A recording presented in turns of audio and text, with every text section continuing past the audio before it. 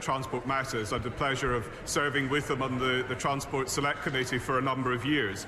I think if he reads through the Levelling Up white paper, which came out today, I appreciate it, it's quite a win. We'll play the music later, to be honest.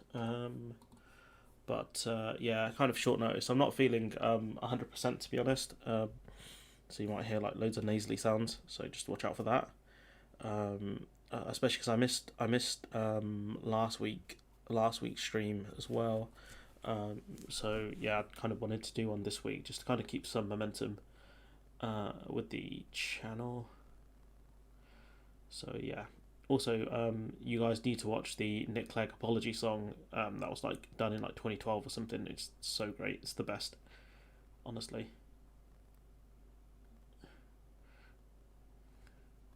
Someone criticising the film Dodgeball. Man, that was great.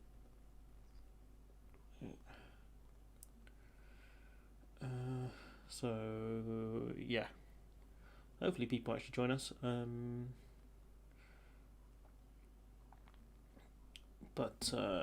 Yeah, so I'm not feeling 100%, but we'll kind of go through this. I think PMQs is meant to start in about 10 minutes. The only thing is waiting to him, so they're actually asking may not have had a chance to digest it all yet, but he will see in that. And the problem with the levelling up stuff is something I'll cover in a video. You know, with the decentralisation of the UK Shared Prosperity Fund, but many will be concerned that it falls £1 billion short of equivalent funding the UK used to receive from the EU, which is just crazy. This paragraph here, the Level Up Fund actually doesn't mention new funding.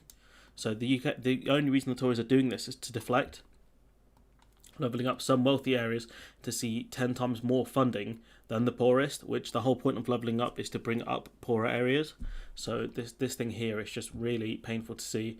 I'll probably spend today doing like admin stuff. I already had like a really annoying battle with PayPal today, so I'm not in the mood to do any videos because it's going to be all my frustration in the videos that I record today. So plus the my schedule's looking pretty good at the moment. I mean, I've got these videos to come out over the next couple of days, and I've got all of these I still need to schedule. So I think I'm doing okay in terms of the channel.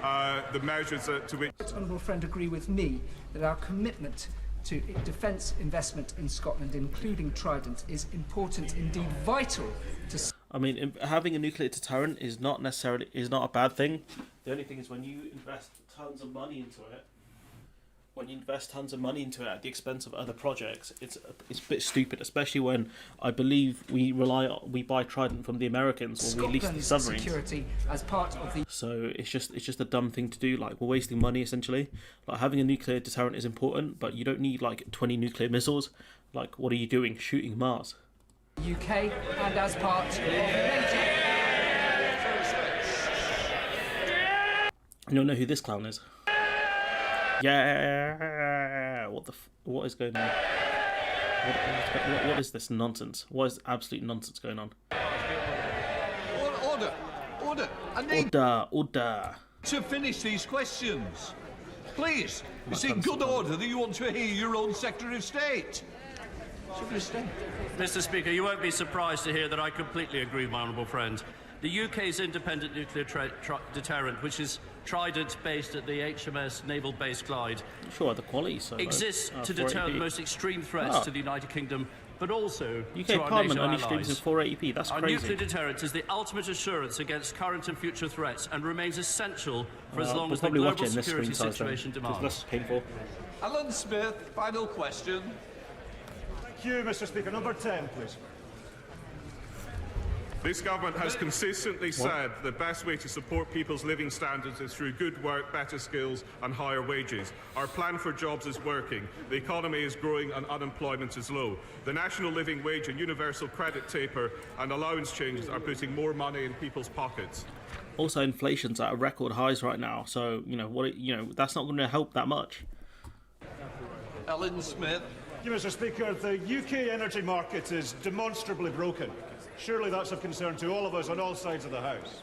Now, I'm particularly concerned about rural energy prices and disparities between urban and rural areas. Competition law and energy law are reserved to this place, Would the Minister support my call for an investigation into uncompetitive energy practices?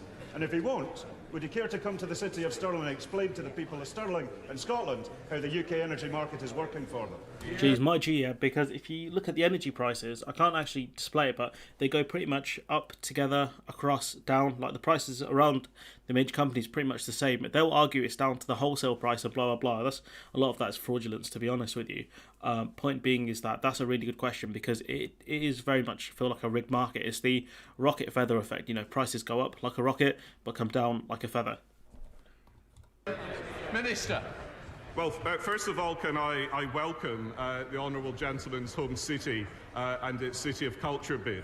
And I'm always happy to come and visit Stirling. In fact, I believe I'm coming up in the next couple of weeks to visit. I'm very happy to meet him to discuss the measures he refers to. But I would point out that energy prices are rising globally. That is a But, you know, the UK outside the internal energy market doesn't help, does it?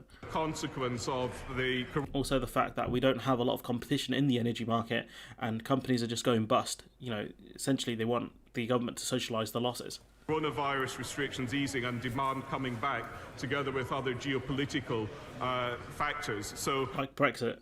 I would, put the points he raises in that global context. Bruv, he's just asking you to go talk to him about the issues of competition. He's not asking you for a whole assignment on global pressures. Like, just talk to the geezer about competition. Before we come to Prime Minister's questions, I wish to make a statement about the House practices regarding accusing members of lying or deliberately... Oh, you cuck. Absolute cuck, mate. You know, especially after what Boris Johnson said about Keir Starmer. What an absolute joker this man is. Absolute clown.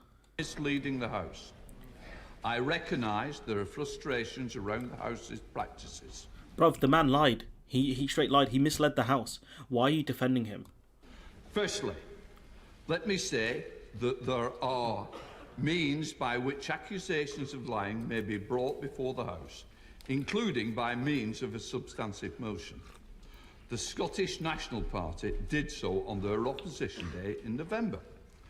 However, Opposition days are few and far between. That's the problem. members may not accuse each other of lying or deliberately misleading the House unless such a substantive motion is under consideration. Bro, like, he straight up lied. Why are you going to these antiquated measures? Like, why are you doing this? No country should should have such antiquated measures, honestly. Erskine May is clear. Oh, screw Erskine May. He lived like 400 years ago with Rees-Mogg. That it is to preserve the character of parliamentary debate, which I take to mean to stop it descending into fruitless cycles of accusation and counter-accusation. What if they're telling the truth, though? It's not an accusation. It's pure facts. May I also say that expressions when used in respect of the members, which are regarded with particular seriousness, generally leading to prompt intervention from the Chair and often a requirement on a member to withdraw the words, include charges uttering deliberate falsehoods. It is important to stress context. Similar words said in different proceedings might attract a different response from the Chair, depending on the subject being debated, tone and other considerations, but in general the Chair will not tolerate accusations of lying or deliberately misleading the House. But he did, though. He did deliberately mislead the House. He said there were no parties. There were parties. That is the long-standing practice of the House. Maybe practices need to change, big man. Set out in Erskine May and followed by successive speakers and I guarantee if that was Burkow would have called him out. Burkow would have called him out twice. deputy speakers. Of course, long-standing practices may change. For example, if the House decided it wanted a different approach, perhaps informed by the Procedure Committee inquiry, but it's not for me to change the practice unilaterally. Therefore, I ask members to respect this approach. Just shut up, big man. A platinum jubilee. Oh, Mr. McVeigh. On Monday, the Secretary of State for Health said mandatory vaccinations would be subject to a consultation. So can the Prime Minister make it clear? Oh yeah, I always had a stupid joke about Esther McVeigh. Esther McVeigh. Esther, no way. Unequivocally, no ifs, no buts, no qualifications, that mandatory Should we skip to the Starmer stuff? I'm going to skip to the vaccination Starmer stuff. into the Professional responsibility to the... Thank you, Mr. Speaker. And following your opening Here we go. remarks, I just want to say to the members opposite, theirs is the party of Winston Churchill. Our parties stood together as we defeated fascism in Europe. Now their I mean, Winston Churchill was a bit of a fascist in some ways, I suppose, but okay, fair enough. leader stands in the House of Commons parroting the conspiracy theories of violent fascists to try and score cheap political points. He knows exactly what he is doing. It's time to restore some dignity. Mr. Speaker, one of the most absurd claims made on behalf of Operation Save Big Dog is the Prime Minister and the Chancellor writing in the Sunday Times that they are the tax-cutting Conservatives. Oh, that's funny, isn't it? They're the tax-cutting Conservatives. That's funny, because national insurance is a tax. Why do these alleged tax cutters keep raising taxes on working people? Prime Minister. I would also mention, why won't they cut the VAT on energy as well? That would be another thing. Mr. Speaker, on his first point, I don't want to make heavy weather of this, but I am informed that in 2013... Here we go, he's gonna do it again. He's going to do it again, isn't he? the right honourable gentleman apologised and took full responsibility... Unlike you, I was going to... For what had happened on his watch, and I think, Mr. Speaker, that was the right thing to do. The Speaker has to intervene here. He has to intervene. And Mr. Speaker, on what we're doing to tackle cost of living and taxation, Mr. Speaker, our COVID recovery plan is absolutely vital in helping people with the cost of living, lifting up universal credit. So why are you raising national insurance on some of the poorest people in the country? Payments, Mr. Speaker, by cutting the tax that people effectively pay, lifting the living wage, Mr. Speaker, helping councils with another £500 million for those who are facing particular hardship, Mr. Speaker. But I mean, when we look at the Level Up funds, most of the money's going to rich areas, so I have no idea what he's talking about once again. Whoops, where's he gone? There it is. What we're also doing, and this is absolutely vital, is increasing the number of high-wage, high-skill jobs in this country. 420,000 more on the payroll than there were before the pandemic began, because we've had the fastest exit from COVID of any European economy, Mr. Speaker, because we had the... Have we? Surely the American opening's been far quicker than us, because theirs is a more federal system. fastest vaccine and booster rollout. That's not true either, because other countries have had had more prominent vaccine rollouts. Israel had the fastest vaccine rollout, and I think booster program as well. So once again, he's just lying about vaccinations. Keir Starmer. Mr. Speaker, it's not just the national insurance rise. Thresholds for income tax, frozen. A stealth tax on working people. The threshold for tuition fees, frozen. A stealth tax on working people. Local authorities forced to increase council tax, a stealth tax on working people. Okay. You can be as stealthy as you like, but you can't hide reality. We have the highest tax burden for 70 years. During Good stuff here. The taxes on the country are extremely high. the middle of an inflation crisis. So I ask the Prime Minister again, why do he and the Chancellor keep raising taxes on working people? Prime Minister. Mr. Speaker, what we are doing is helping people with the cost of living, cutting taxes for those on universal credit, Mr. Speaker. But you haven't, Heather, have you? You haven't cut taxes on people on universal credit. That doesn't make sense. Because I don't think people on universal credit actually pay tax. So that doesn't make sense. As I have said, helping people with the cost of their fuel, Mr. Speaker, with... Have you? What did you do with fuel? You've done nothing. You haven't cut VAT. Petrol prices are still extremely high. What have you done regarding fuel? The cold weather payments, the warm homes payments, Mr. Speaker, doing all the things that... Have you seen how much energy prices have gone up? I don't think that's enough. It's like 40 quid per household or something like that. It's like a ridiculously low number. This country would expect, lifting the living wage, which this party, Mr. Speaker, introduced. Yeah, I mean, the Labour Party introduced the minimum wage, which you've based your, quote, living wage off, which isn't actually a living wage. So once again, you're just lying. This government has increased by the record amount, Mr. Speaker. Yeah, and how much has the cost of living gone up? It's gone up a record amount. So it doesn't, you know, if wages don't go above inflation, it doesn't help. And above all, the most important thing that we are doing is helping people into work. 500,000 people off welfare into work under our Way to Work scheme.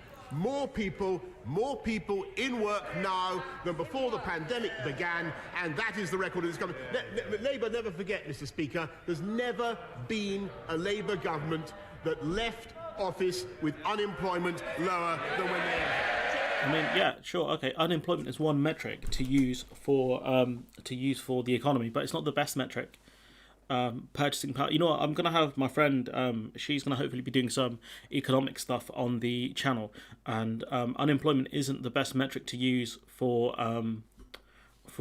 the economy, especially when you can fiddle unemployment numbers fairly easily. That's why Donald Trump kept saying you got to look at the EU6 unemployment numbers, the actual unemployment numbers. So, you know, like, unemployment is not the best metric to use to see how well the economy is doing. It's a joke. Check that out, Mr. Speaker. Lots of words, lots of bluster, no answers. Hey, I like that. I like that. Word of warning. Word of warning, Prime Minister. That's not going to work with the police.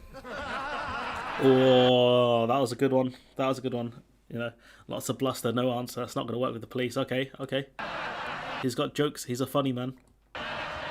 This is what we need to see more of from Starmer. Sorry, I'll keep pausing it, but stuff like that, I think does help him. Because he's rattled him. I'll tell him why they're putting taxes up. Low growth. In the decade of Tory government before the pandemic, growth slumped. It was much, much weaker than under the last Labour government. If the Tories matched our record on growth, we would have £30 billion more to spend on public services without having to raise a single tax. Mr. Speaker, surely even this Prime Minister doesn't need someone else to tell him that he and the Chancellor are having to raise taxes because the Tories failed to grow the economy over a decade. Also the fact that they've wasted so much money on Dido Harding, PPE that we can't even use, and other things. That's the other thing I would mention as well. That's the other thing I would throw in there, that the government need to raise taxes because they need to pay off debts that they took out badly. Mr. Speaker, I think everybody in this country can see that we've been through the biggest pandemic since for 100 years, that we've looked after the people of this country to the tune of... Bro, like 150,000 dead. You haven't looked after anyone. £400 billion that we've put into furlough and all the other schemes. 11.7 million people protected. Everybody knows the cost of that, Mr. Speaker. Yeah, Starmer needs to go for the PPE and the waste. And at the same time, in spite of all the difficulties that we have faced, we have now got the fastest growth in the G7. We also had the biggest fall in the G7. Forgets to mention that bit. Absolutely true. We've got youth unemployment. We've got youth unemployment at a record low, Mr. Speaker. I mean, again, do you want young people in work, or do you want them in education? We've got 3 times as much tech. I suppose if you're in school, though, I don't think they class you as unemployed. Investment coming into this country as there is in France. Yeah, that's true, actually. The UK is lagging behind other large European economies because economists have called it a mirage. Because the UK fell the furthest, its growth is going to look the biggest, but it will lag behind other countries. Are you still in the G7? Yes, we are. We're still in the G7. Twice as much. The G7, I think, is more a kind of white nations thing than it is for a global thing, because certain countries wouldn't be in the G7. And I don't know, are India and China in the G7? You'd have to let me know. Twice as much as there is in Germany. Yes, that's absolutely true, Mr. Speaker. And never forget, if you want to know about Labour economics, never forget the last time they were in office, Mr. Speaker. We ran out of money. He's going to mention it. When they were finally booted out, they left a note saying there's no money left. That's the way they run the country, Mr. Speaker. That's why you've got to be a bit careful about talking about New Labour. That's the only really big downside about talking about the last Labour government. Mr. Speaker, the UK... Some people won't be getting more because they won't be here to hear it, so Keir Starmer. Mr. Speaker, the UK has suffered the worst economic crisis in the G7. The Prime Minister has more chance of Here we go. That's the thing. That's the things I mentioned. We fell the furthest. persuading the public that he didn't hold any parties than he has of persuading them that the economy is booming. High taxes are not just the result of low growth. Under this government, we've seen a pandemic of waste and fraud. Okay, not bad, not bad. From the Prime Minister's yacht to government contracts for mates of ministers, they've treated taxpayers as an Mention that it was found in the courts that some of this stuff was found illegal. Mention that. The High Court has said it. ATM machine for their mates and their lifestyles. Now we find, Mr. Speaker, they've written off £8.7 billion on PPA. And the Chancellor's writing off £4.3 billion in fraud.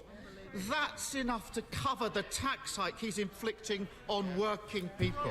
This is great, because what he's saying is they're going to increase the taxes on you because of their incompetence. This is a good attack line. You know, make sure that it's known the Conservative Party is not the party of fiscal responsibility, and make sure you task Sunak with the point that he's not fiscally responsible.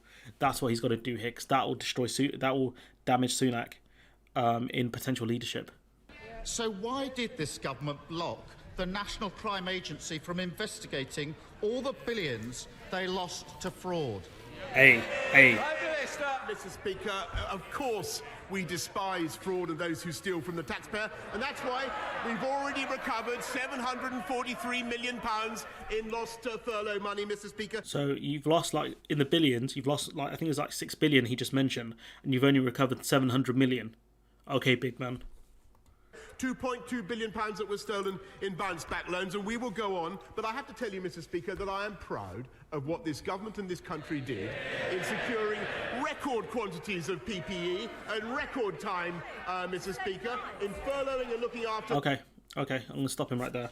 Let's not forget there was usable PPE in the UK that ended up being exported because the government did not buy the PPE from good, manufacturers and suppliers in the UK who had standards up to the UK spec. Instead, they were buying PPE from China that was not fit for purpose. Buying PPE from Turkey, let's not forget, the ones that were flown in weren't actually fit for purpose. So the point he's making here, again, is just a huge lie. To the entirety of British business and society in the way that we did, Mr. Speaker. And once again, Captain Hindsight comes to this House and attacks the government for doing... Captain Hindsight... Bro, like, you can't keep calling him Captain Hindsight when you come up with the phrase, in hindsight, I would have stopped the parties. That doesn't make sense. It doesn't make sense. Comes to this House and attacks the government for doing exactly what he urged us to do 18 months ago. So what? Starmer urged you to allow massive fraud on a huge scale in the billions. I don't remember that. If you do, then fair enough, but I don't. Mr. Speaker, it so happens that I found a letter. I've been rustling in my notes, Mr. Speaker, and I found a letter which I will... Surprised it doesn't have loads of wine stains on it. It's for your convenience in the House, in the library of the House, Mr. Speaker. From the Shadow Chancellor to my right honourable friend, the Secretary of State for Deluxe, suggesting that we could secure PPE supplies. This is on April the 22nd, 2020. Secure PPE supplies from from a theatrical costumier, and that we could get ventilators from a professional football agent, Mr. Speaker. No wonder. I mean, did that actually happen? Because if it did, that's a bit stupid. Whoever, I think that's Rachel Reeves who did that. That's a bit dumb. But, is it as stupid as trying to get Dyson to make ventilators, even though they haven't done before? No wonder under Labour, fraud was running at £21 billion per year, Mr. Speaker. I'm proud of what this government did to secure PPE, and I'm proud of the way we protected this country. I think that's the final question, I'm going to assume. Keir Starmer. Who wants to be the first to leave? Please put your hand up, because I'm going to pick one of you. Keir Starmer. Mr. Speaker, the Prime Minister might want to sharpen how he answers questions under interview. He's going to need it. Bro, he's really going for this police point, isn't he? In the next few weeks. He's really going for that police point. Waste and low growth explain why we have high taxes, but they don't explain why it's always working people that are asked to pay more. Yesterday, he ordered his troops not to support a windfall tax on oil and gas companies. As a result, the country is missing out on over £1 billion we could have used to cut taxes on energy bills for working people. Today, he's ordering his troops to vote for tax cuts for banks.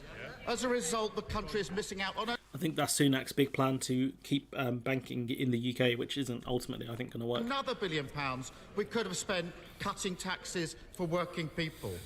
Why are the Chancellor and the Prime Minister protecting oil companies and bank profits while putting taxes up on working people? Again, that's a really good question, that the government has alternative ways to be raising taxes, and yet, they haven't done so. So let's see what Big Man's answer is going to be. Prime Minister. Mr. Speaker, let's just get to the heart of what this is all about. This is all about dealing with the consequences of the biggest pandemic this country has seen, with an unprecedented economic crisis in which the state had to come forward and look after the people of this country to the tune of £408 billion. Okay, and Big Man, they're not saying, you can't, that there wasn't a historic pandemic and all this stuff. What they're saying is, why are you increasing taxes on the poorest people rather than on companies that can afford it? Everybody can see the fiscal impacts of that. Shall I tell you what this government and this country is voting for and what we're doing? We're investing now in 45,000 more NHS workers, more people in our NHS this year than there were last year. Where are these people going to come from, though? Because you've already gotten rid of freedom of movement. So where are these people coming from? Are they people in training? Where are these 445,000 people coming from? 10,000 more nurses, 10,900 more nurses, about 5,000 more doctors, Mr. Speaker. Okay, and how many doctors are retiring? Because I think it's near record levels of doctors retiring. How many of these nurses are leaving the field? So again, Big Man, you've got to talk about net numbers at this point. You can't be talking about gross numbers. 1 million more scans, 100 community diagnostics hubs to help people to get the scans and treatment they need.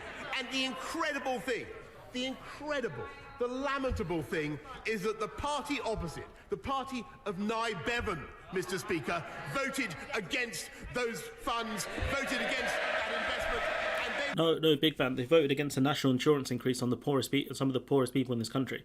So what are you talking about? And I do find it funny he's going for the party of Nye Bevan, seeing as Starmer's going off the party of Margaret Thatcher and the party of Winston Churchill. So it makes sense for him to go down this attack line. This is a great frame here. It would have made our COVID recovery impossible. What? Keir Starmer. This must be the last question then, surely. Mr. Speaker, for all the bluster, the truth is the Conservative Party are the party of high taxes because they're the party of low growth. They are the party of high taxes because they're the party of eye-watering waste. I think what he's going for is that he's trying to say the party are fiscally irresponsible, which he is true, but it's going to be quite hard to convince the public that the Conservative Party are more fiscally irresponsible than the Labour Party are because of, the 2008 stuff and the person writing on a note, there's no money. That was so dumb, whoever did that. Mr. Speaker, we know this Prime Minister has no respect for decency or honesty. I can take it when it's aimed at me. What Starmer has to do is convince people that Labour are fiscally responsible. That's going to be a big ask. But I won't accept it when he gaslights the British public. Hey, he does. Writing absurd articles about cutting taxes at a time when he's squeezing working people to the pips. Isn't it the case, Mr. Speaker? What does it say about a newspaper that's going to publish lies from the Prime Minister, honestly? That he and his Chancellor are the Tory Thelma and Louise, hand in hand, as they drive the country off the cliff and into the abyss of low growth and tax. That's very smart questioning from Starmer, because he's tying the two together, especially when Sunak has leadership ambitions, which will allow Starmer in the future to attack Sunak more if he does become Prime Minister. So, a lot of credit to Starmer here. He's being funny. Mentioning New Labour, again, not the best idea, considering people's perceptions of Gordon Brown and Tony Blair. So I'd be a bit careful there. Mr. Gullis, I think you've been trilled for long enough and you don't want to be trilled anymore. And that is the last comment I have, or otherwise I will... Bro, just kick him out. Why are you being a coward for? Your mother. Keir Starmer. Just kick him out, bro. Isn't it true, Mr. Speaker? that he and the Chancellor, the Tory Thelma and Louise, hand in hand as they drive the country off the cliff and into the abyss of low growth and high tax.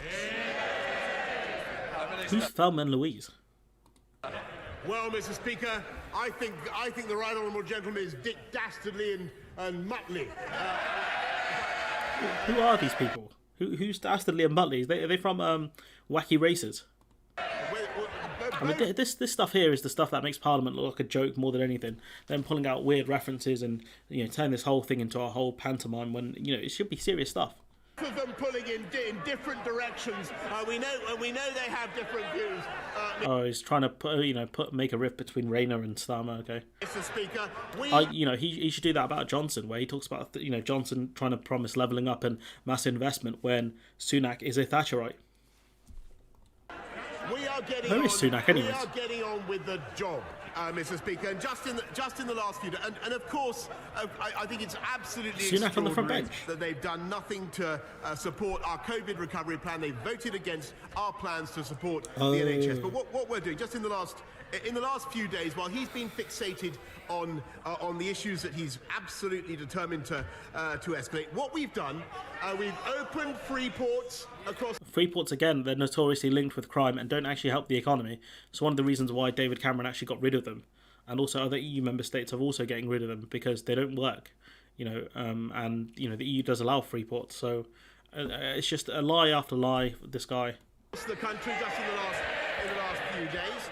We're getting 500,000 people off welfare into work with our Way to Work plan. I mean, you're forcing people into work, really. I mean, the job centre's meant to help people into work that's relevant to them. No doubt they're going to be pushed into the care sector. In just a few short minutes, Mr. Speaker, I hope he will. Is Sunak not here? I don't think Sunak's here. I wonder where he is. Around because he will hear my right honourable friend, the Is he Secretary isolating? of State for levelling up, deliver the long-awaited Boris Johnson's biggest fan right there. levelling up white paper. Yes, the levelling up white paper, the long-awaited 400-page report that sets out policies for aiding UK's left-behind areas, but with no new funding. Yes, the levelling up, which will go 10 times more to wealthier areas than poorer areas. Yes, the infamous levelling up, which is £1 billion short of what we used to receive from the EU. Also, the fact that, when they talk about levelling up, I thought all the money, the £350 million we supposedly gave to the EU every week has gone to the NHS. So where have we suddenly got all this money for levelling up from? None of these things make any sense. Full of good stuff, including 55 education investment areas across our country. 55 out of how many, though? Hundreds? Thousands? A wonderful moral and economic mission to level up and give opportunity across the whole country. It sounds like socialism.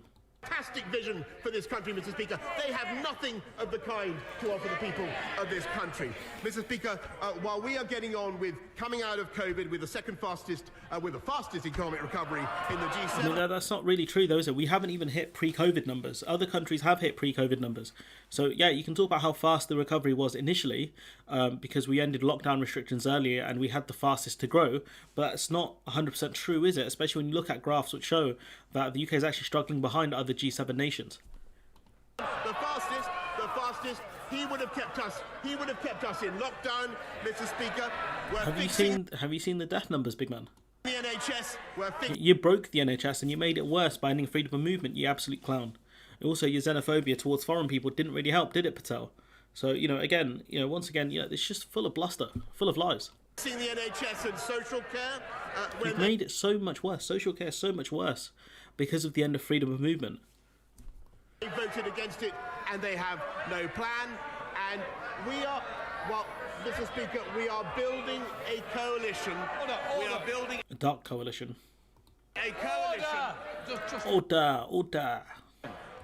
Prime Minister, I'm this way, not that way. Maybe Specsavers might be the answer to see where I am. And Hey, he's got jokes as well. Can I just say, Dame Caroline Dinage is desperate to get the next question to you.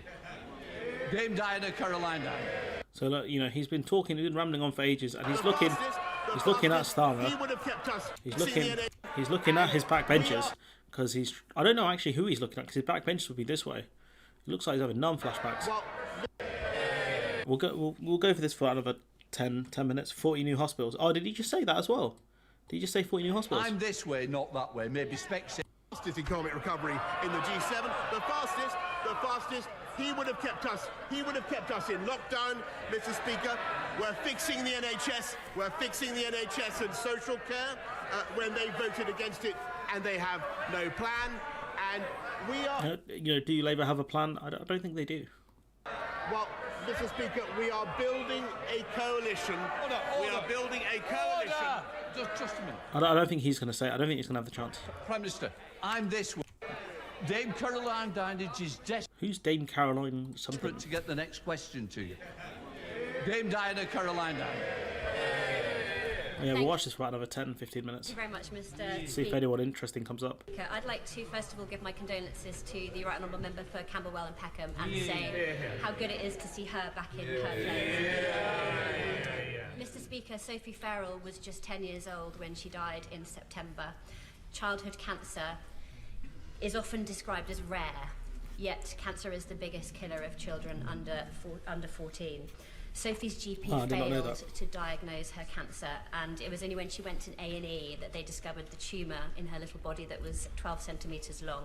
So, Mr. Speaker, on World Cancer Day on Friday, I would like to ask the Prime Minister to please advocate for more and better training for general practice to identify cancer in children. I mean, one of the issues is like, are GPs meant to check for cancer? I don't think they do. I think it's meant to be radiologists and things like that, right? The ones who actually have the scanners to look for tumours. I could be wrong on that. I'll happily take a L if I'm wrong, but I don't think that is the role of GPs to scan for cancers. But GPs... The GP system in the UK is absolutely abysmal. I'm not going to lie. I've stopped going to them, and I think other people have, because sometimes they're absolute jokers.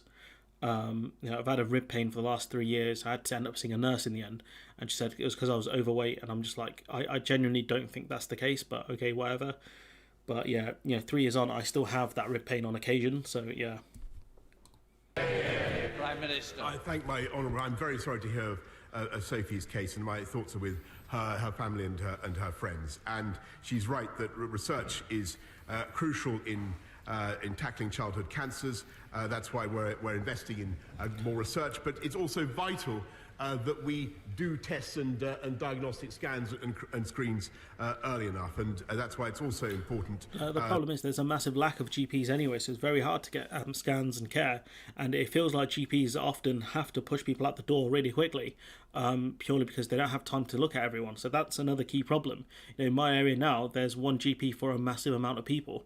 I'm not trying to defend them, because I don't think they do a great job, but sometimes it's because there's a lack of staff in certain regards, especially because the GP model is kind of run for profit. That's another key problem.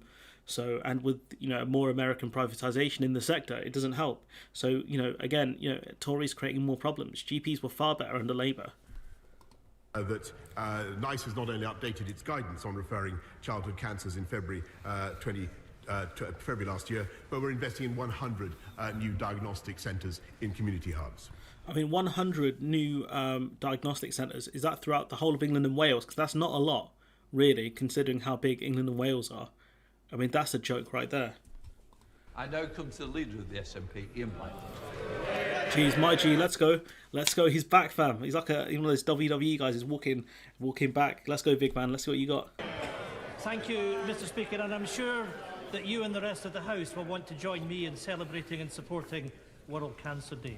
Mr. Speaker, just in relation to your earlier statement, I have a difficulty reconciling the Prime Minister's version of events with other evidence, and as you know, I have a duty to reflect and represent the deep, deep public anger with the Prime Minister. Right here. That said, Mr. Speaker, I respect the absolute impartiality that you take in your role. And I want to. I mean, that's a lie. He's not impartial at all. He allowed Johnson to get away with clear lies twice now on 2 occasions about Starmer and regarding his role at the CPS, and he let him get away with it twice now, and the Speaker did nothing. So impartial, no. Record that I respect both you and the authority of the Chair. You might respect him, but I don't. Mr. Speaker. This morning, the Telegraph newspaper revealed that the Prime Minister attended a party in his flat on the 13th of November 2020. The Prime Minister previously told the House This is what he's going to start spitting pure facts now. party took place. The police are now investigating this party, and we face a very Hey, who's that in the background? Who's this in the background? real prospect of a sitting Prime Minister being questioned under caution and being fined in office. This man should be And if leading he the is opposition, questioned, honestly. Mr. Speaker, he must go. If he's fined, he must Go. resign. Mr. Speaker, you'll agree that the House should not be treated with contempt. So can the Prime Minister... here we go again. So can the Prime Minister update the House on his whereabouts on the evening of the 13th of November? Surely, Mr. Speaker, he doesn't need to wait for an investigation to tell us exactly where he was. Will. He'll say, wait for the police investigation. Here we go, wait for the police investigation. Mr. Speaker, here we go again, says the right honourable gentleman opposite, and I must say those are entirely my feelings. He asked exactly the same questions as I recall in the chamber a few days ago. He knows, Mr. Speaker, that the process must go on, but I can tell him what's been going on in Downing Street. Bro, just tell us, where were you on the 8th of November, or whatever the date was mentioned? Just tell us where you were. It's not hard. Mr. Speaker, in November and throughout, we've been delivering the fastest vaccine and booster rollout anywhere in Europe. We've been getting people back into work, Mr. Speaker. I mean, once again, you know, initially it was the fastest. Now it's not. Now it's stalled really badly. That's why you had to kind of threaten people with vaccine passports and mandates. And now you've had to backtrack on it because you realised it didn't work. Been getting people back into work, Mr. Speaker, and we've been helping to bring the West together. What do you mean helping bring the West together? All you've done is saber-rattled against the Russians. At least the French and the Germans have got an agreement on a ceasefire in Ukraine. You didn't achieve that, big man, did you? All you've been doing is have Liz Truss sat on a tank and all this other nonsense. Defy what I think is completely unacceptable threats and intimidation from the Putin regime against Ukraine. And that's what we've been doing. But you haven't achieved that, though, have you, big man? Thank you, Mr. Speaker. I mean, that was a disgraceful response. And I have to say to the Prime Minister, he should read the room and it should see some of the faces on This is what he's got to do. He's got to go for the backbenchers and force them to make a decision around the future around Boris Johnson's career. This is what Starmer has to do. Point at the backbench and say, is this your guy? Because this is a guy who's broken the rules consistently as you guys were told to follow them. That's what he has to do. Starmer has to do this a lot more. Point at the backbenchers and say to him, look, is this your champion? colleagues' faces. He has lost it. Mr. Speaker, we've now reached the ridiculous scenario of a Prime Minister who can't even tell us where he was. He lives in a world where he thinks everything is owed to him, and he never pauses to think what he owes to the public. The Prime Minister is now who's these people adding commentary on? Well, what's going on here? That's my job. Dangerous distraction at home and a running joke on the international stage. That's true. The Americans, I think CNN and also the Russians were making a mockery of him, calling this guy the most disliked and disrespected Prime Minister. And, you know, the polls do bear that out. He's very disliked amongst the public. What does it tell the Prime Minister and the public that in the morning that he has returned from Ukraine, the chair of the Defence Select Committee has submitted a letter of no confidence in him? Prime Minister. Mr. Speaker, it tells me that it is more vital than ever for the government of this country to get on Fix your tie, you joker. With the job, deliver our COVID recovery plan, and that is what we are doing. Continue, Crosby. No country in the UK taking the government seriously either. Mr. Speaker, I'd like to say thank you to the Prime Minister for visiting my Honest Mourne constituency. Who cares? He visited the place you live in or the place you represent. I don't care. Where he saw firsthand the enormous beneficial impact a new nuclear plant will know it could have if built on Anglesey. Nuclear power must play a role if we are to meet our carbon and net zero commitments, level up and combat rising energy prices. does my right honourable friend agree that the rapid deployment of nuclear technology must be a priority for this government? And if so, will my right honourable friend commit to financing a nuclear plant at the Wilver site this Parliament? You know, it's her trying to win favour. The locals saying, I'm trying to get a nuclear plant here. Be fun when the Russians bomb it, though, eh? Well, it was a great joy to visit my honourable friend's constituency, where I believe she is known as Atomic Kitten, or so she informed me, Mr. Speaker, and she outlined in great detail her plans for Wilfer. It's a fantastic vision. At least Donald Trump was funny. Fantastic site, and it remains a very interesting and attractive prospect for new nuclear power. Colin Eastman. Thank you, Mr. Speaker. I'm not sure if the Prime Minister has noticed, but while he's been partying, working families in Northern Ireland have lost £1,000 from their universal credit. Their national insurance has been put up by this government, and their energy bills are going through the roof. He's very fond of telling us that we're all in this together. Isn't it the truth, Mr. Speaker, that this Prime Minister has only ever been in it for himself and his rich mates? That's true. No lies detected. No, Mr. Speaker, I'm in it to serve my country and the entire United Kingdom. And that's a myth. And I'm also proud that we've had the biggest investment in Northern Ireland since devolution began, and we've cut taxation on universal credit. When you've cut taxation on universal credit, that's not a lot. That's not going to help enough people. It's not proportionate compared to the living costs people are suffering right now. Thank you, Mr. Speaker. I think I recognise this guitar. Western Railway has totally cut off Dorset, Somerset, most of Wiltshire and Devon from its direct rail services to London, as well as slashing our service in half, most of which is totally unnecessary. Will my right honourable friends support me and my neighbouring colleagues in getting direct services back to West Dorset and having a timetable that's fit for our region? That's the free market, bro. If they don't want to run a train service to your constituency, they don't have to.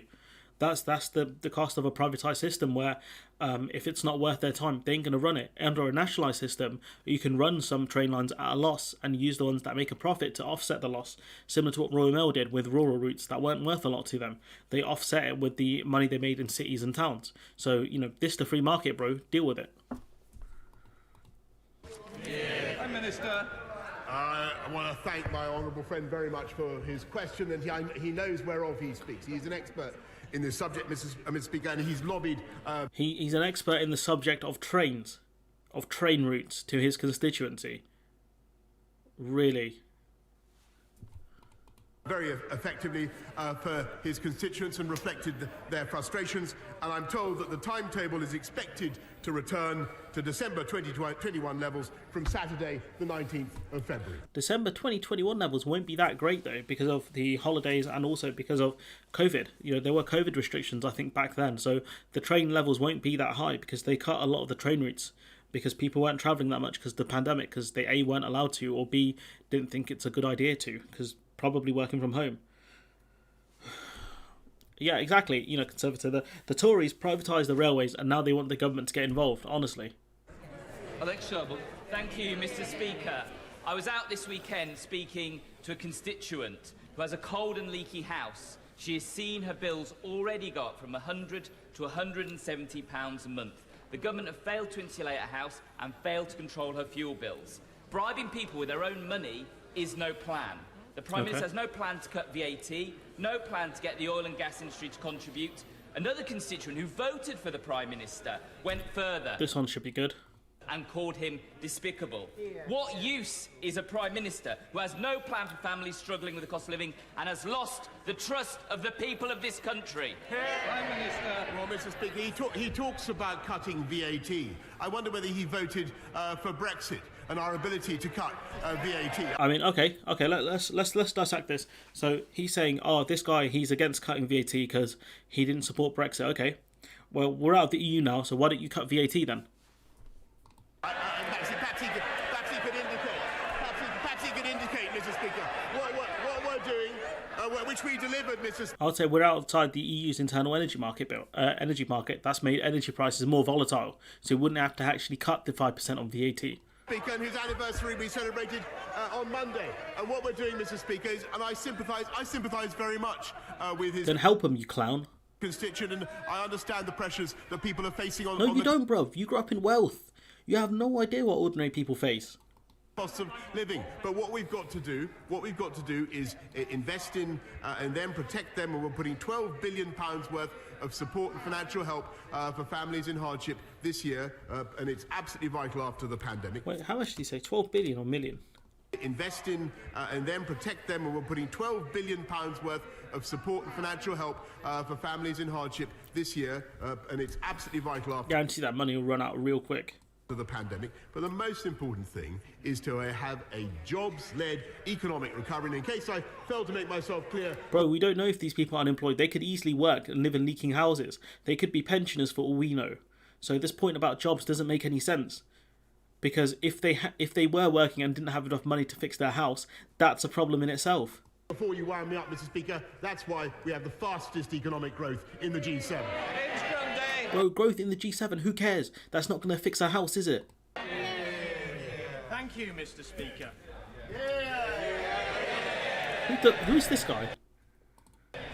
The Greater Manchester Mayoral Clean Air Zone scheme, effectively a congestion charge affecting all 500 square miles of Greater Manchester, including my constituents in Lee, is a job-destroying tax on ordinary working labour. If we had decent public transport, there wouldn't be as much need for cars, would there be? We all want clean air, but the model proposed by Mayor Burnham is unworkable, economically devastating. With charges of £60 per day per lorry We'll kill the driver. stream about 1 o'clock, guys. Taxis, white van men, even buses will be caught by it. Buses, really? Why would you catch buses in this thing? That doesn't make any sense. Will the PM intervene to prevent mayor... I mean, he can't, can he? Because it's a regional issue. It's a mayoral power. I don't think the government can intervene. Burnham from inflicting this disastrous Labour scheme on Greater Manchester?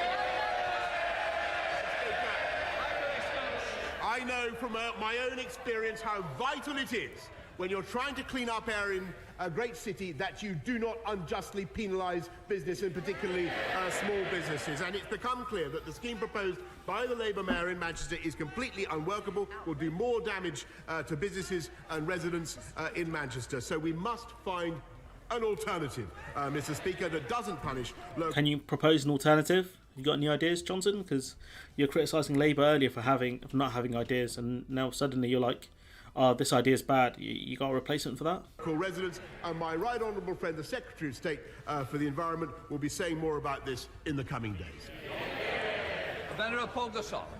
Thank you, Mr. Speaker. If the Prime Minister receives a penalty fixed notice for attending a party or hosting a party during lockdown, will he inform the House and will he resign? The thing is, yeah, he could just say in the House, I didn't receive a fixed penalty notice. I'll see you later, Conservator. He could just say, no, I didn't receive it, and the Speaker would be like, oh, no, you can't say he lied. Prime Minister. Mr. Speaker, of course I will comply with the law, but I've got to wait for the process to be concluded. Ian Levy. Thank you, Mr. Speaker. Since being elected, my fabulous constituency of Blythe Valley is really seeing the green He must have been elected in 2019. shoots of prosperity. Government support is a green revolution in Blythe Valley. So hang on now. So since 2019, so you're saying like the Tories didn't invest anything at all for the last decade? Ooh, self-burn there. However, with such growth, the increased congestion on our roads, we are in desperate need of upgrades to the road infrastructure. Isn't levelling up meant to deal with that? My right honourable friend, please meet with me to discuss the urgent problem and help Blythe Valley out of the ever-increasing traffic jam. Thank you. Prime Minister. My honourable friend is the best champion that Blythe could possibly have. And he does does a quite amazing job, and I want to thank him in particular, Mr. Speaker, for helping to secure the British Volt Gigafactory in Brighton. Absolutely amazing investment, and I understand. I remember someone saying they don't even have planning permission for that gigafactory yet, so it's not even going to help anyone. But of course, growth and prosperity bring their challenges when it comes to congestion on our roads. We have to tackle that. We're working with the council on a bid for the Blythe Relief Road, and I'll make sure that my honourable friend gets a meeting with the Transport Secretary to discuss it further. Rachel Baston. Thank you, Mr. Speaker. The problem with a distracted Prime Minister is that he makes the wrong choices. While he's been living it up, many of my constituents are living on the breadline as food, energy and taxes shoot up. In York, the rent prices are the highest now in the north and some of the highest in the country. And York is now in the top 10 places in the country where there is a cost of living crisis, pushing my Why is everyone moving to York? constituents further into poverty and debt. So when is he going to stop protecting himself and start protecting my constituents? So, Mr. Speaker, one of the first things I did when I became Prime Minister was to ensure that we looked after people on low incomes by increasing local housing allowance, Mr. Speaker, by increasing the living wage, not once but twice, and by... Again, if it's not going above inflation, it's not going to help enough. Record amounts, Mr. Speaker. Especially when the inflation figures are wrong, and Jack Monroe's actually got the ONS to rethink the way they measure inflation. Because if you look at the cheaper products, they haven't gone up by 2 or 3%. They've gone up by 30-40%. Supermarkets have gotten rid of budget ranges in favour of more expensive products, where I think the markup is far higher. So again, if you raise wages by 2% and inflation's at 7-8%. It's not going to cut the mustard, is it? The Dijon mustard, as Boris Johnson would have, probably. By doing what we've now done with universal credit. But the most important, I really think the House needs to get this, but the most important thing about the UK economy right now is that we have a strong jobs-led recovery. Bro, it doesn't matter. If the jobs don't pay enough, it's not going to solve it, is it? Bro, this guy, I'm not going to... That is what is going to drive up wages and drive up productivity. See what the next question is. If the next question is good, then we'll listen to it, but we'll see what his response is. But if it's a rubbish question, we'll just probably kick the tunes and go to one. Drive up growth, and that is what this government is delivering. The economic illiteracy in that. Oh no. Will he brief us on his visit to Ukraine? Minister. Mr. Speaker, I thank my honourable friend very much, and in very briefly, Mr. Speaker, I can tell the House that the mission was to, as I hope everybody will support, was to stand shoulder to shoulder with Ukraine, for the House, for our country to show. It's funny you're saying that, because Liz Truss said British soldiers wouldn't actually fight for Ukraine. So we stand shoulder to shoulder with them, but if a war kicks off, we'll be like, no, you're on your own, son. That we stand with the people of Ukraine, and we stand for the sovereign and territorial integrity of Ukraine at a very difficult time, because there are on the borders of Ukraine, as everybody knows, about 125,000 Russian troops massing. 25,000. The situation is very perilous, and the job of the UK is to lead the West in bringing together the most important countries in creating a package. I mean, the other countries gone their own way, big man. Of economic sanctions that will deter President Putin from what I believe would be a disastrous miscalculation, and also to strengthen our support for the Ukraine. So why is the UK the laundromat for essentially money laundering Russian money? Why is the UK the capital of that in Europe? For the Ukrainian people, and indeed the Ukrainian army, and we're doing that. We're supplying lethal but defensive weaponry, as well as training. Lethal but defensive. Okay.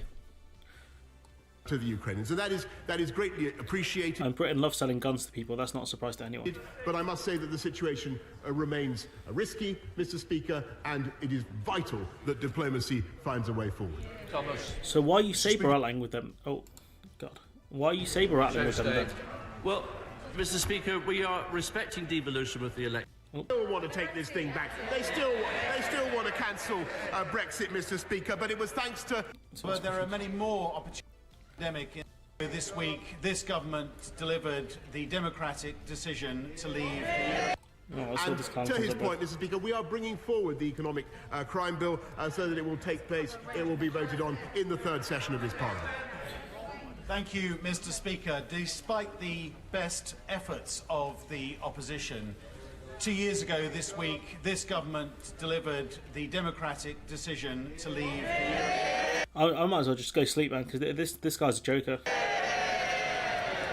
Over 70 free trade agreements have been signed. Rollover deals for the most part. I think the only unique ones we got were New Zealand and Australia. So, you know, you got 68 rollover deals. Congrats. However, as we recover, there are many more opportunities that can be realised. With who? What opportunities? Tell us. So, will the Prime Minister commit to appointing a minister responsible for realising those Brexit freedoms and benefits that will boost all of our constituencies? Isn't that why we have a Brexit minister? Aren't they meant to do that? I mean, Mr. Speaker, you can hear from the chuntering opposite that they still want to take this thing back. no, they don't, bro. They've already said we're not. You know, the Labour Party aren't for rejoining the EU. I mean, it's just massively lying. This guy's probably a plant. They still want to cancel Brexit, Mr. Speaker, but it was thanks to Brexit very largely that we had the fastest vaccine rollout. That's not true at all. That's not true at all. Other countries have gone it alone. We could have gone it alone in the EU if we wanted to. So that's a lie. Europe, Mr. Speaker, and we've been able to deliver our free ports. That's a lie.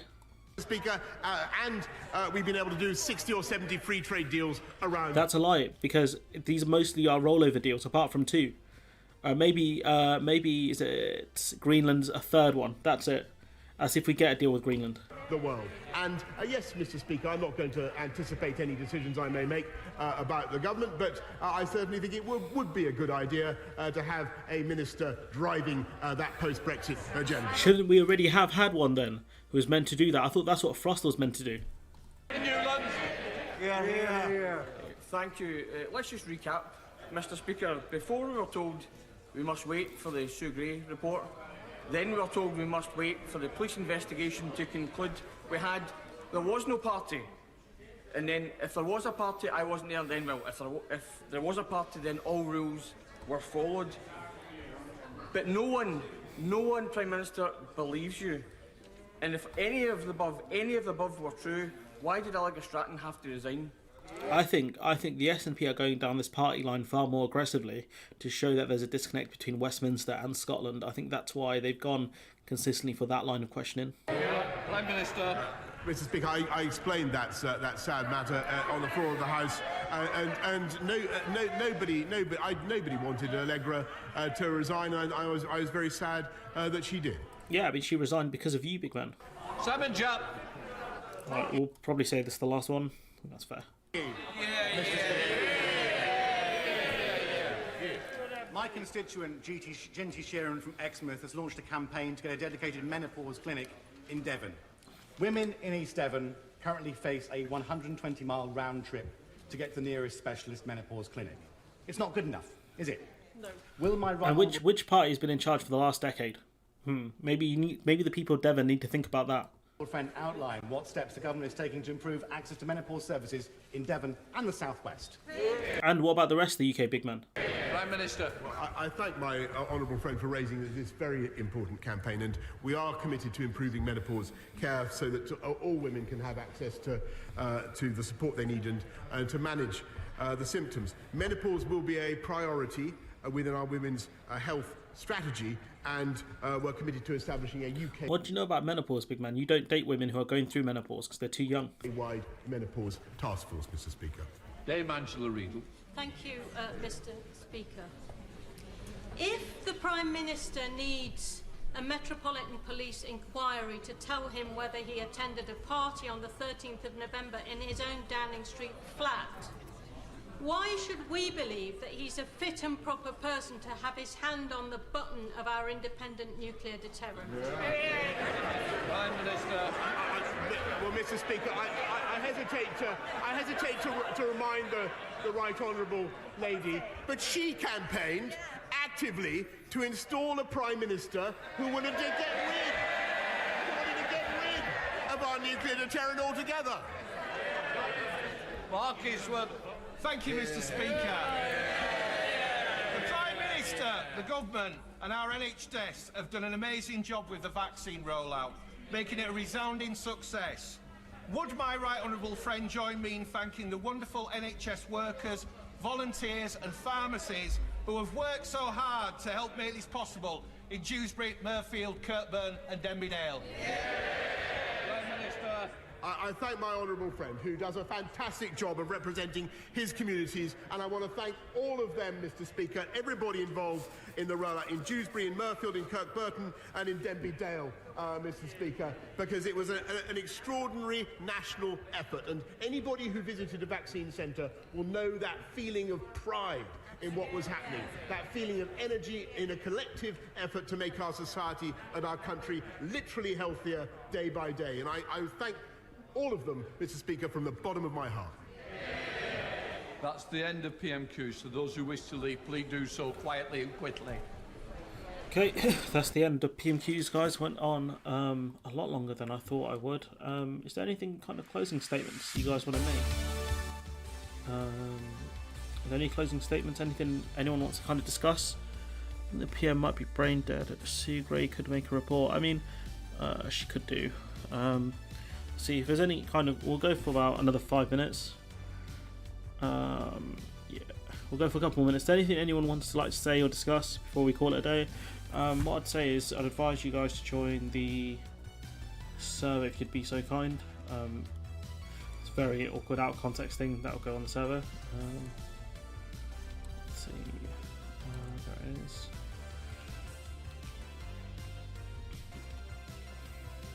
Oops. Join the Discord server. We'll talk for a couple of minutes if anyone wants to discuss anything. Sue Gray could try and write a report into it, but the Met Police will probably intervene. That's going to be the only issue. I'm about to sneeze. Sorry about that. Big sneeze. But yeah, anything you guys want to discuss? Senior Tory joins calls. Who's the senior Tory? Tobias Elwood, okay. I saw an article today which says that the US are trying to draw Russia into a war. I mean, you're trying to draw yourselves into a war, mate. Rapist deal, what's this?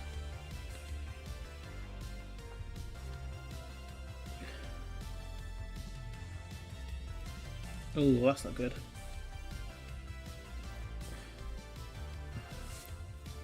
We might all be doomed, but yeah, people voted for doom essentially. People voted for this clown. Households to get £200 to help ease energy. So, bosses from 2 energy companies have told the BBC the government is planning to reduce energy bills by about £200. Is it £200 a month? Like, what is this? A $6 billion loan package for firms, enabling them to reduce bills. So essentially, this is socialism. Ofgem's price cap. Let's see.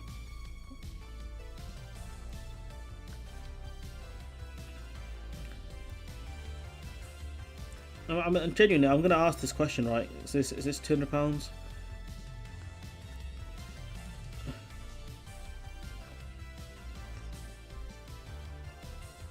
So I'm assuming it's £200 a year. It must be £200 a year. There's no way it could be £200 a month. So how is £200 going to help when energy bills are going up in the thousands or in the high hundreds or thousands per month? Yeah, he is a pathological liar. Probably going to call it. Is there anything anyone wants to add? Also, join the server if you'd be so kind.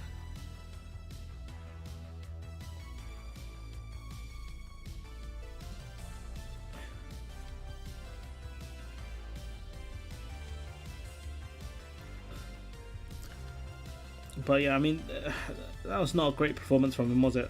That was honestly a really, really poor performance from a guy who is a joke. He's an absolute joke, isn't he?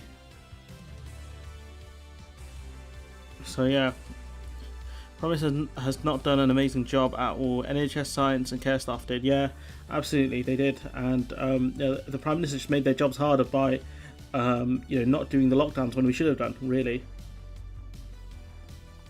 So yeah, he has made their lives far more difficult.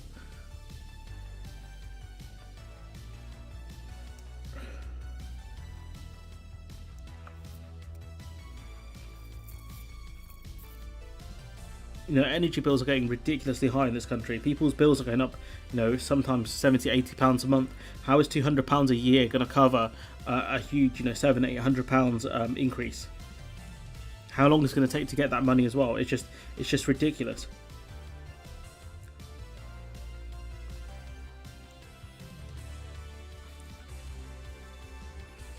So I just don't get it.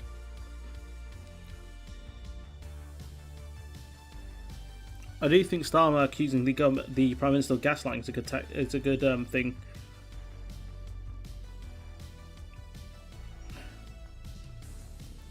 Don't know. I guess that's me done for the day then. There'll be like normal videos that go out as usual. He's having a good time, enjoying life to the full. Yeah, he's here for a good time, not a long time. But yeah, we've got a lot of content that I need to schedule still. I'm probably going to spend today doing admin because I don't feel too great as is.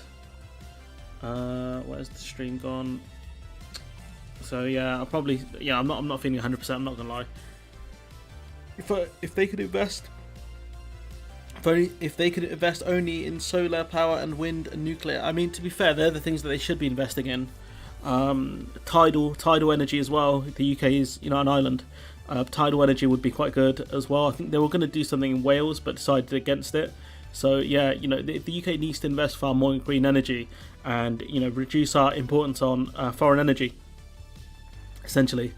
But they're not doing that, which is a real pain. Any final comments, or should we call it a day here? I think honestly, we've got 7 people here. It's pretty good. I'll call it a day. So yeah, if you want to talk more, you can join the Discord server. Link is here somewhere. If I can pin this, I'm gonna pin it. There you go, it's pinned. So yeah, join the Discord server, and yeah, I think normal videos are gonna go out today as always. I might mess around a bit more with the scheduling. Oh, someone's already joined. Oh, we've got one person already joined. The button masher. Nice. That's what I do in fighting games. Yep. Take it easy, and I'll see you guys. Maybe I'll do a live stream on Saturday. I don't know. I want to do some more. I want to bring back the gaming streams as well, but it's just been a lot of work. But yeah, I'll catch you guys later.